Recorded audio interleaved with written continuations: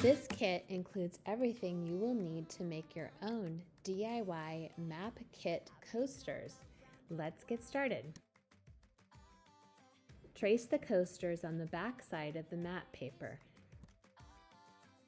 Cut the tracing slightly smaller in order to fit correctly over the coaster.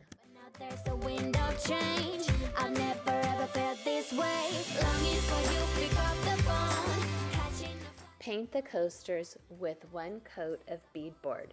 You can paint both sides of it, that's optional. Allow the paint to thoroughly dry. Brush clear patina over the coaster and over the back of the map paper. Place the paper where you want it, position it until you have it the way you like it, then apply another coat of clear patina over the entire coaster. Allow the patina to thoroughly dry. Using the 220 grit sandpaper, fold it in half, go ahead and distress the coaster, lightly applying pressure. This will tear the paper a little bit too, so go slowly. This step is optional. When you have it distressing the way you like it, finish up by smoothing with the 320 grit sandpaper. This will provide a nice smooth surface. Apply an additional coat of liquid patina and allow to dry. catching a flight, I'm coming home.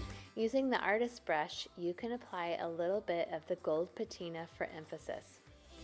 I gotta run. We're gonna have a lot of fun. Ain't spending this summer alone. Hey, I'm coming home. Remove the paper from the back of the transfer and place the film directly over the coaster. Position until you have it where you want it and use the pressing stick. This is going to take a little bit of muscle, but keep pressing because it will be worth it. Burnish it back and forth, lifting up the plastic to see if it is stuck. If some of the letters have adhered to the plastic, put it back down and press again. Sometimes the letters won't all adhere. That's okay. You're going for a rustic, imperfect look. Place I've always known. Home, home.